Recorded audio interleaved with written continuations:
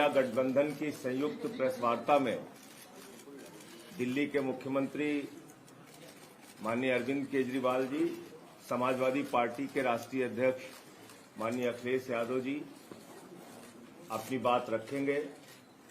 दिल्ली के मुख्यमंत्री केजरीवाल जी इंडिया गठबंधन के लिए उत्तर प्रदेश में जनता से अपील करने के लिए आया है, वोट मांगने के लिए आया है। मैं उनसे अनुरोध करूंगा विनम्रतापूर्वक कि वो अपनी बात रखें। आज यहाँ आए हुए सभी पत्रकार बंधुओं को और जितने दर्शक ये देख रहे हैं उन सबको मेरा नमस्कार, मेरा प्रणाम। आज लखनऊ में मैं उत्तर प्रदेश के सभी मतदाताओं से इंडिया गठबंधन को भारी भरकम वोट देने के लिए, भारी मात्रा में वोट देने के लिए अपील करने के लिए आया हूं। मैं 4 बातें रखना चाहता हूं। पहले चारों बिंदु बता देता हूं, फिर उसको डिटेल में एक्सप्लेन करूंगा। पहला ये कि ये चुनाव भारतीय जनता पार्टी, मोदी जी अपने लिए वोट नहीं, अमित शाह जी को प्रधानमंत्री बनाने के लिए वोट मांग रहे हैं। दूसरी बात, योगी आदित्यनाथ जी को अगर ये लोग जीत गए तो योगी आदित्यनाथ जी को 2 से 3 महीने के अंदर उत्तर प्रदेश के सीएम पद से हटा दिया जाएगा। नंबर 3, इन लोगों की पूरी तैयारी है, अगर ये लोग जीत गए तो संविधान को बदल के SC ST और OBC का रिजर्वेशन खत्म कर दिया जाएगा। और नंबर 4, जो आंकड़े अब देश भर से आ रहे हैं वो ये दिखा रहे हैं कि 4 जून को इंडिया गठबंधन की सरकार बनने जा रही है और NDA को और बीजेपी को बहुत कम सीटें मिलने जा रही हैं। अब मैं अपने सबसे पहले पॉइंट पे आता हूं। जब 2014 में प्रधानमंत्री बने थे नरेंद्र मोदी जी, तो उन्होंने खुद एक रूल बनाया था कि भारतीय जनता पार्टी के अंदर और उनकी सरकारों में 75 वर्ष से ऊपर कोई भी व्यक्ति होगा तो उसको संगठन में और सरकार में किसी भी पद पे नहीं रखा जाएगा, उसको रिटायर कर दिया जाएगा। और उसका सबसे पहले उस रूल के तहत आडवाणी जी को और मुरली मनोहर जोशी जी को रिटायर किया गया था। और उसके बाद तमाम यशवंत सिन्हा जी, सुमित्रा महाजन जी, कई लोगों को यहाँ टिकट नहीं मिली। कई लोग जो पद पे बैठे हुए थे उनको पद से इस्तीफा दिलवा के उनको हटाया गया। ऐसे कई सारे लोग हैं।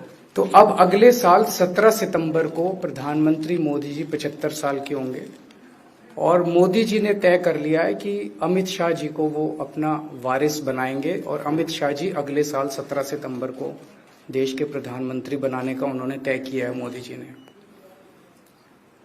इसके ऊपर मोदी जी पिछले 1-2 साल से लगे भी हुए हैं, क्योंकि भारतीय जनता पार्टी के अंदर अमित शाह जी के सामने जो जो बाधाएं पैदा कर सकता था नेता, एक एक करके उन सब नेताओं को साइड कर दिया गया, उनका पत्ता साफ कर दिया गया। शिवराज सिंह चौहान को हटा दिया गया, वसुंधरा राजे को हटा दिया गया, डॉक्टर रमन सिंह को हटा दिया गया, देवेंद्र फडणवीस को खत्म कर दिया गया, खट्टर साहब को खत्म कर दिया गया। एक एक करके सबको खत्म कर दिया गया। एक ही शख्स बचे हैं जो अमित शाह जी के रास्ते का कांटा बन सकते हैं। हेलो, आवाज आ रही है? आ रही है। एक ही ठीक है, आ रही है। एक ही शख्स हैं जो कि उनके रास्ते का कांटा बन सकते हैं, वो हैं योगी आदित्यनाथ जी। अब योगी आदित्यनाथ जी को इन्होंने हटाने का पूरा मन बना लिया है और अगर इनकी सरकार बनी तो 2 महीने के अंदर योगी जी को भी उत्तर प्रदेश के सीएम से हटा दिया जाएगा। मैंने दिल्ली में 3-4 दिन पहले ये प्रेस कॉन्फ्रेंस की थी और ये दोनों मुद्दे उठाए थे। जैसे मैंने मुद्दे उठाए थे तो अमित शाह जी ने और उनके कई नेताओं ने अपनी भावना प्रकट की कि नहीं, मोदी जी को 75 साल में इस्तीफा नहीं देना चाहिए, मोदी जी को 75 साल पूरा कार्यकाल पूरा करेंगे। उन सबकी भावनाओं की मैं कद्र करता हूं, क्योंकि अपने नेता के लिए जब भी ऐसी बात होती है तो सब लोग सामने आके बात करते हैं। लेकिन बड़ी बात यह है कि मोदी जी ने ऐसा नहीं कहा कि मैं 75 साल पे इस्तीफा नहीं दूंगा, मैं रिटायर नहीं होऊंगा। उनका अपना बनाया हुआ रूल है और मुझे पूरी उम्मीद है कि मोदी जी का अपना बनाया हुआ रूल है और मोदी जी अपने रूल को फॉलो करेंगे। नहीं तो लोग कहेंगे कि मोदी जी ने ये रूल आडवाणी जी को हटाने के लिए बनाया था, जब अपनी बारी आई तो नहीं। तो मोदी जी इस रूल का फॉलो करेंगे, ये पूरा यकीन है देश के लोगों को कि उन्होंने खुद रूल बनाया तो खुद फॉलो करेंगे। दूसरी बड़ी बात जो हुई कि जब मैंने कहा कि योगी आदित्यनाथ जी को 2 महीने में हटा दिया जाएगा, इस पे अभी तक भाजपा के किसी नेता की टिप्पणी नहीं आई है। 4 दिन हो गए, इसका मतलब ये तो कंफर्म करता है कि उन्होंने पूरी प्लानिंग कर ली है और उनके पक्ष में कोई बोलने के लिए तैयार नहीं है योगी आदित्यनाथ जी के। तो उनका हटना अब लगभग तय है कि योगी आदित्यनाथ जी को उत्तर प्रदेश के सीएम पद से हटाया जाएगा। दूसरी चीज, मैं उत्तर प्रदेश के सभी मतदाताओं को कहना चाहता हूं कि पिछले 4-5 महीने से इन्होंने शोर मचा रखा है, 400 पार 400 पार 400। क्यों? कहते हैं नहीं मोदी जी कुछ बड़ा काम करना चाहते हैं। तो लोगों ने खोद के पूछा, भाई क्या बड़ा काम करना चाहते हैं, कुछ बताओ तो सही। तो उन्होंने नहीं बताया। लोगों ने फिर अंदर से पता किया कि बड़ा काम ये करना चाहते हैं कि देश से रिजर्वेशन खत्म करना चाहते हैं। हम जानते हैं कि इनका जो पूरा इकोसिस्टम है, आरएसएस, बीजेपी, शुरू से ये लोग रिजर्वेशन के खिलाफ रहे हैं। इनकी पूरी की पूरी मानसिकता रिजर्वेशन के खिलाफ रही है।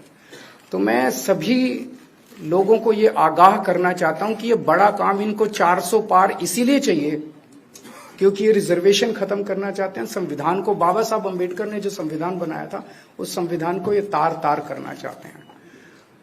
पूरे देश भर से अब जो ट्रेंड आ रहे हैं, वो ट्रेंड ये दिखाते हैं कि भारतीय जनता पार्टी को 250 से भी नीचे, मेरे हिसाब से 220 के आसपास, 3-4 दिन पहले भी मैंने कहा था, 220 से कम सीटें इनकी आती हुई नजर आ रही हैं। आप हिसाब लगा लीजिए। मैं हरियाणा होके आ रहा हूं कल परसों, हरियाणा में इनकी बहुत कम हो रही हैं, दिल्ली में इनकी बहुत कम हो रही हैं, पंजाब में मुझे नहीं लगता इनकी कोई सीट आ रही है, कर्नाटक में इनकी काफी कम हो रही है, महाराष्ट्र में इनकी बहुत कम हो रही है, बंगाल में इनकी कम हो रही है, यूपी में इनकी कम हो रही है, बिहार में इनकी कम हो रही है, झारखंड में इनकी कम हो रही है, राजस्थान में इनकी कम हो रही है। तो इनकी सीटें आ कहां रही हैं?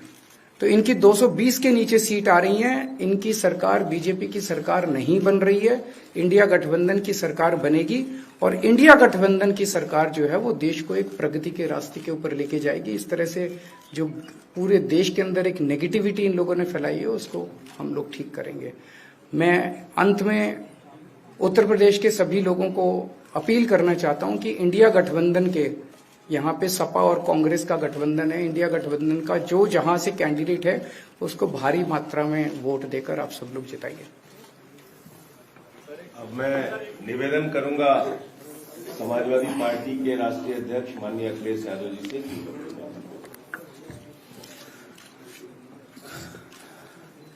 आदरणीय अरविंद केजरीवाल जी का मैं धन्यवाद देता हूं। उन्होंने बहुत महत्वपूर्ण बातें आपके सामने रखी हैं। जो देश का माहौल है और 4 चरणों में भारतीय जनता पार्टी चारों खाने चित्त हो चुकी है और उनके आंसुओं की नदी उफान में है। भारतीय जनता पार्टी जो 400 पार का नारा दे रहे थे, अब समझ में आया है 4 चरणों के बाद, वो बात तो ठीक है कि आरक्षण पे सबसे पहले हमला करेंगे, लेकिन 400 पार नारा इसीलिए दे रहे हैं कि 543 में 400 के बाद वो सीटें देख रहे हैं, तो वो केवल 143 बन रही हैं। तो वो स्वयं स्वीकार कर रहे हैं कि 143 से ज्यादा वो सीटें जीतने वाले नहीं हैं, क्योंकि 400 पार सीटें 143 ही बनती हैं और 140 करोड़ की जनता इस बार इन्हें 140 सीटों के लिए भी तरसा देगी। ये यूपी, दिल्ली और पंजाब ये 99 सीट के खेल में ही उलझ जाएंगे। यहां कुछ इन्हें हासिल होने वाला नहीं है। रोटी कपड़ा और मकान की तो लड़ाई हम लोग लड़ेंगे, लेकिन रोटी कपड़ा और मकान से पहले हमें संविधान बचाना है। संविधान बचेगा तो लोकतंत्र बचेगा और बाबा साहब भीमराव अम्बेडकर जी का दिया हुआ संविधान ये हमें अधिकार, हमें न्याय दिलाता है। भारतीय जनता पार्टी की इस साजिश को आम लोग समझ गए हैं और इस बार सबसे बड़ी हार भारतीय जनता पार्टी की होने वाली है। अभी तक तो हम ये कहते थे कि ब्रह्मांड का सबसे बड़ा झूठ बोल रही है, अब लग ये रहा है हारने के बाद ये ब्रह्मांड का झूठ का विद्यालय खोलेंगे, यूनिवर्सिटी खोलेंगे और वाइस चांसलर और डीन पहले से ही रिटायर होकर के वहां अपने आप नियुक्त हो जाएंगे। इसलिए देश को बचाने के लिए आदरणीय अरविंद केजरीवाल जी आए हैं, हम लोग का सहयोग और मदद करने के लिए आए हैं। मैं इनका धन्यवाद देता हूं और आप पार्टी, इंडिया गठबंधन, समाजवादी पार्टी, हम सब मिलकर के भारतीय जनता पार्टी को हटाने जा रहे हैं।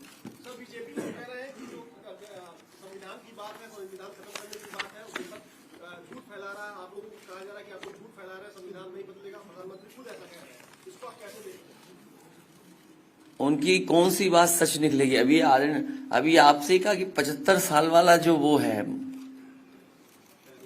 रूल नियम उसको तो फॉलो किया जाएगा ना, इसी से पता लग जाएगा। और एक मिनट अगर आप इनका इतिहास उठा के देखें पिछले 75 साल का, जनसंघ का, आरएसएस का, थ्रू आउट ये लोग रिजर्वेशन के खिलाफ रहे हैं। तो अब 400 सीटें लाके ये संविधान बदल के उस रिजर्वेशन को खत्म करना चाहते हैं।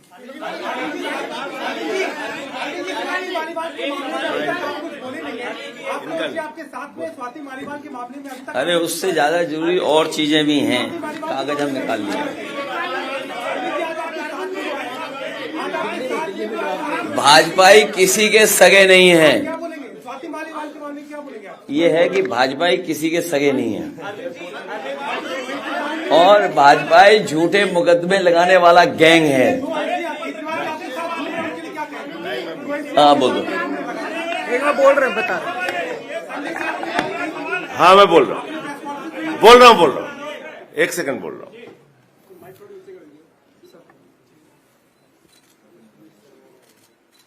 सब लोग, पूरा देश हतप्रभ है, दुखी है, आज तक पीड़ित है।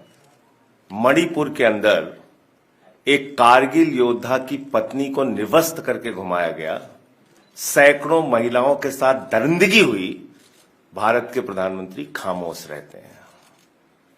हजारों महिलाओं के साथ प्रज्वल रवन्ना ने बलात्कार किया, दरिंदगी की, मां की उम्र की महिलाओं के साथ। प्रधानमंत्री कहते हैं ये भारत को मजबूती देगा, इसी को वोट देना। ये भारत का भविष्य है प्रज्वल रवन्ना, उसको भगा दिया जाता है बीजेपी के द्वारा।